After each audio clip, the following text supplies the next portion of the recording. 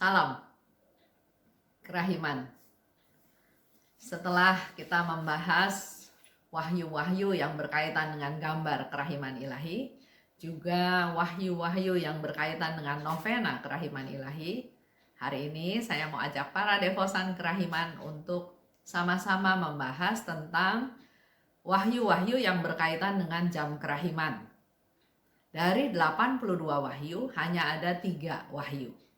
Nomor 28, nomor 59, dan nomor 68. Dan hari ini saya akan ajak Bapak Ibu untuk membahas wahyu nomor 28 dari diary nomor 648. Jumat Agung pada pukul 3. Aku melihat Tuhan Yesus yang tersalib, yang memandangku dan berkata, "Aku haus." Kemudian aku melihat 2 sinar besar dari lambungnya, sama seperti sinar yang tampak dalam gambar kerahiman ilahi. Kemudian aku merasakan dalam jiwaku suatu kerinduan untuk menyelamatkan jiwa-jiwa dan untuk menghampakan diriku sendiri demi keselamatan orang berdosa yang malang. Aku mempersembahkan diriku bersama dengan Yesus yang menghadapi ajal kepada Bapa yang kekal demi keselamatan seluruh dunia. Bersama Yesus, lewat Yesus, dalam Yesus, aku bersekutu denganmu, yaitu Bapa yang kekal. Pada Jumat Agung, Yesus menderita dalam jiwanya dengan cara yang berbeda dengan penderitaannya pada Kamis Putih. Itu diary nomor 648. Kita bahas ya, step by step. Karena dari nomor 648 ini juga bisa menjadi contoh untuk kita kalau kita mau melakukan jam kerahiman. Pertama, Suster Faustina katakan, aku melihat Tuhan Yesus yang tersalib, memandangku dan berkata, "Aku haus." Suster Faustina melihat. Dalam jam kerahiman, seringnya kita memikirkan akan melakukan apa. Apakah jalan salib, atau pergi ke Sakramen Maha Kudus, atau merenungkan salah satu dari sengsara Yesus. Misalnya perhentian pertama, Yesus dijatuhi hukuman mati. Kita renungkan. Nah, kalau di nomor ini, Suster Faustina memberi contoh justru dia tidak mengambil inisiatif untuk merenungkan sengsara Tuhan, tapi dia memperoleh penglihatan. Aku melihat Yesus yang tersalib. Dan dikatakan oleh Suster Faustina, Yesus memandangku dan berkata, "Aku haus." Nah, dari peristiwa ini, Suster Faustina melihat Yesus yang tersalib dan Yesus memandang Suster Faustina dan berkata, "Aku haus." Apa reaksi dari Suster Faustina? Begitu pula apa reaksi dari kita kalau kita melihat Yesus yang tersalib dan Yesus memandang kita dan dia katakan, "Aku haus." Itulah sebabnya di jam kerahiman sebetulnya adalah doa pribadi.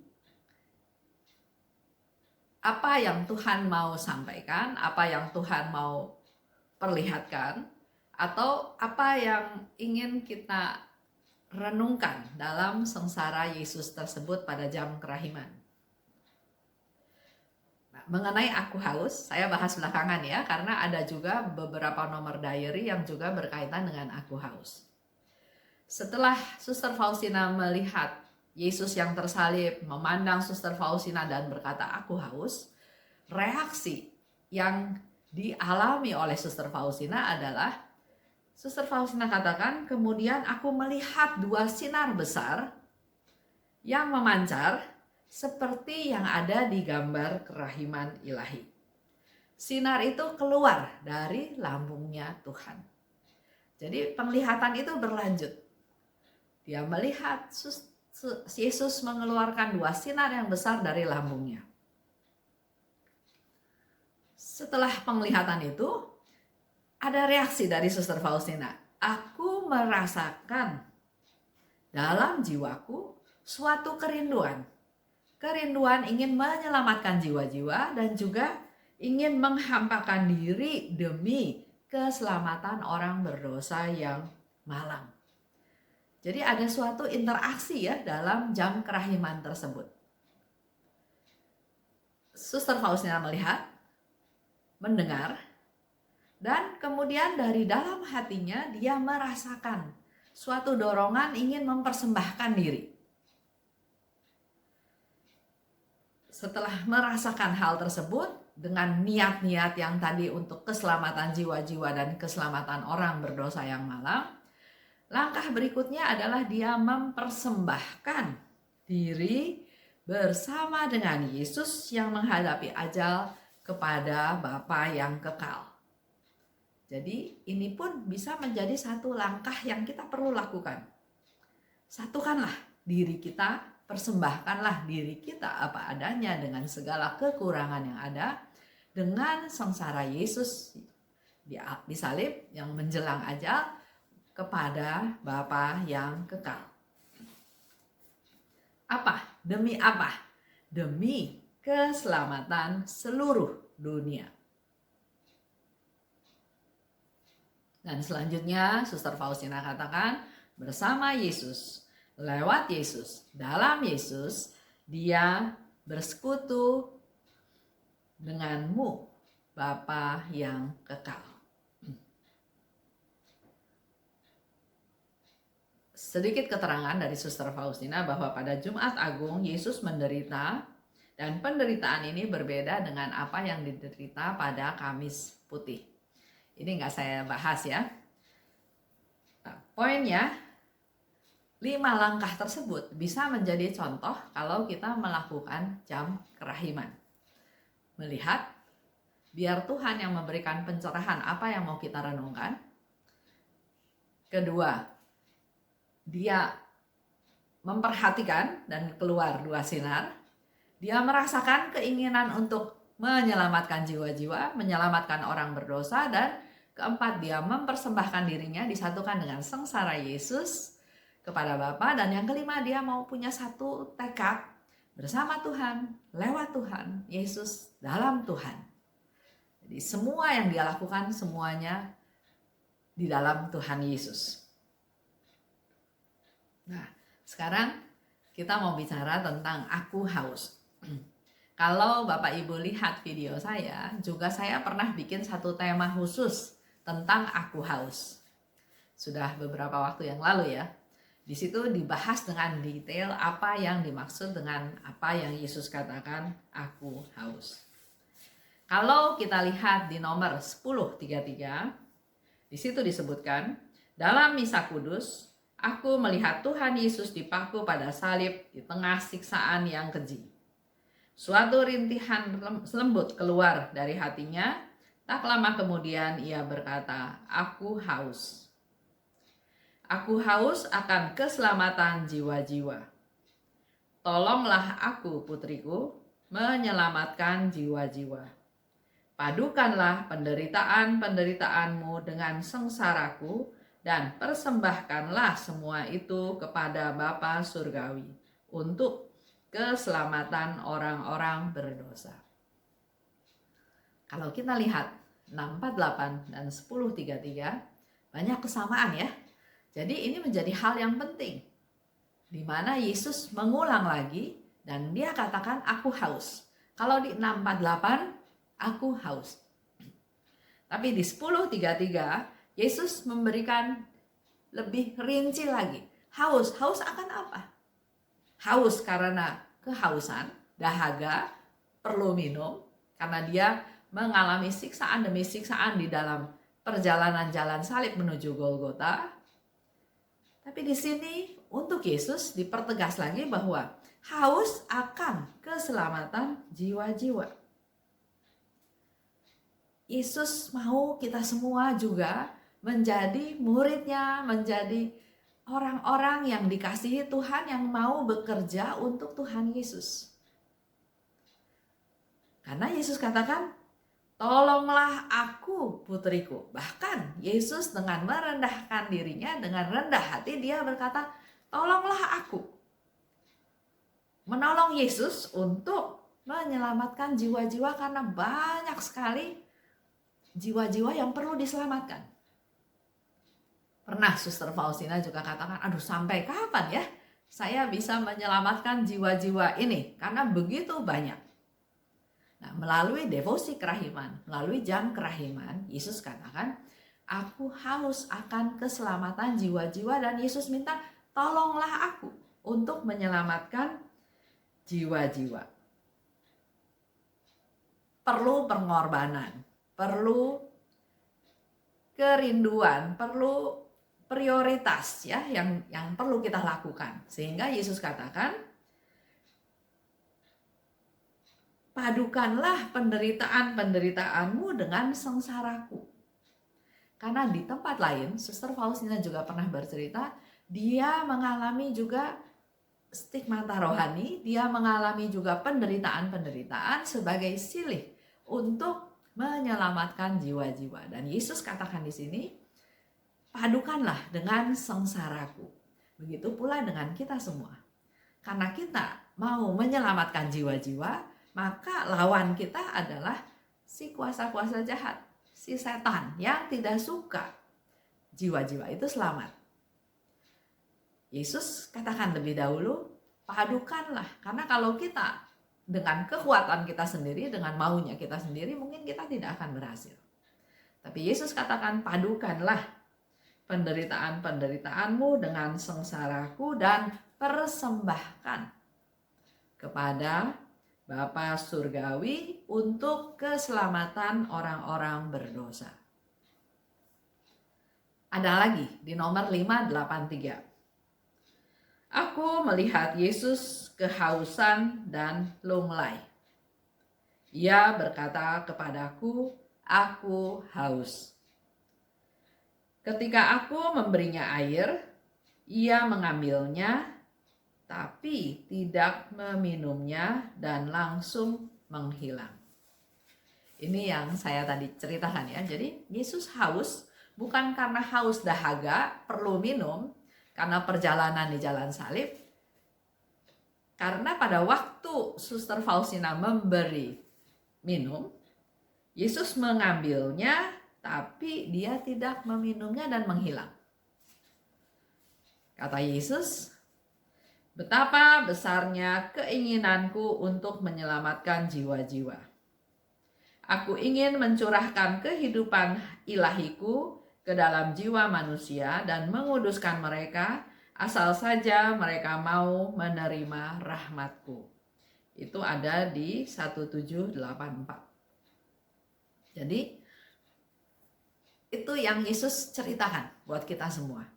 Betapa besarnya keinginanku untuk menyelamatkan jiwa-jiwa. Di sini jelas Yesus mau kita berperan dengan berdoa untuk bisa semakin banyak jiwa-jiwa yang terselamatkan. Karena Yesus katakan dia ingin mencurahkan kehidupan ilahi kepadanya. Menguduskan mereka. Kalau mereka mau. Jadi perlu ada suatu sikap dari kita. Nggak bisa masa bodoh, nggak bisa cuek. Tapi kita sendiri punya kemauan, kita sendiri punya kerinduan. Maka Tuhan akan bisa mencurahkan rahmat-Nya. Menjadi suatu ajakan buat kita semua untuk mau menjawab permintaan Yesus. Yesus sangat ingin rindu keselamatan jiwa-jiwa. Bahkan Yesus katakan, tolonglah aku menyelamatkan jiwa-jiwa. Sekarang Yesus kehausan untuk keselamatan jiwa-jiwa, terutama orang-orang berdosa yang malang. Itu aja untuk hari ini. Semoga ini menjadi suatu semangat lagi buat kita melakukan jam kerahiman setiap hari pada jam 3 petang dengan tadi mencontoh langkah-langkah yang sudah Suster Faustina ceritakan di 648. Terima kasih. Salam kerahiman.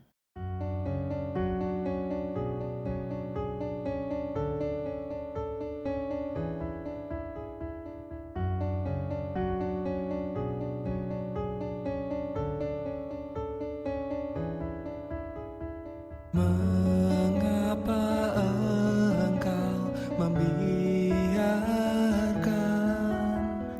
banyak dosa dan kejahatan?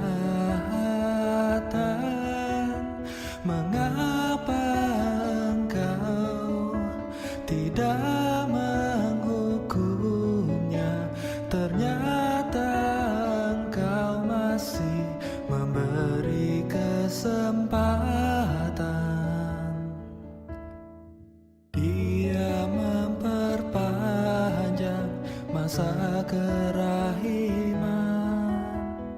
Celakalah mereka yang tak menyadari.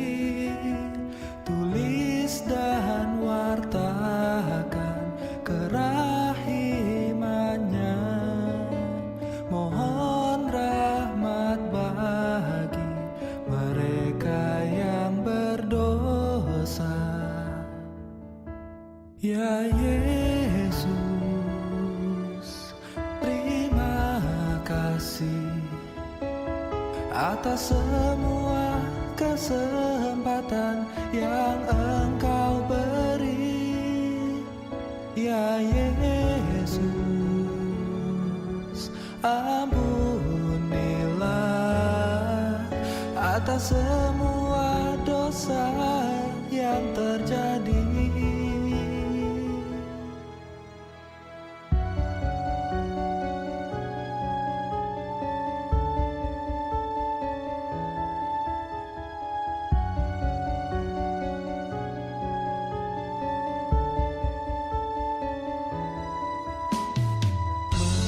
Mengapa engkau membiarkan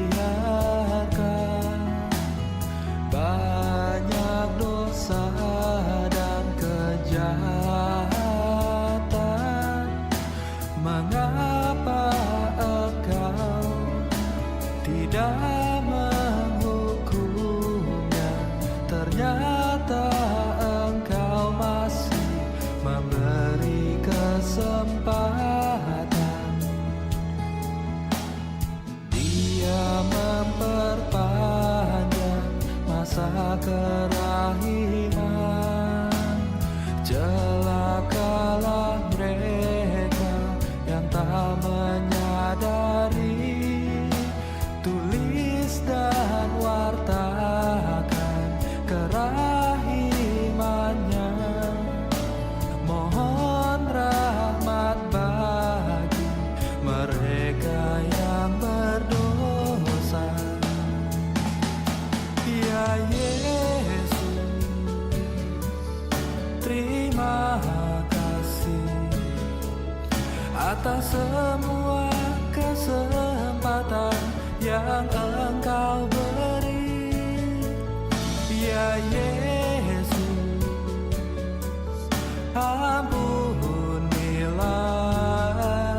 atas semua dosa yang terjadi.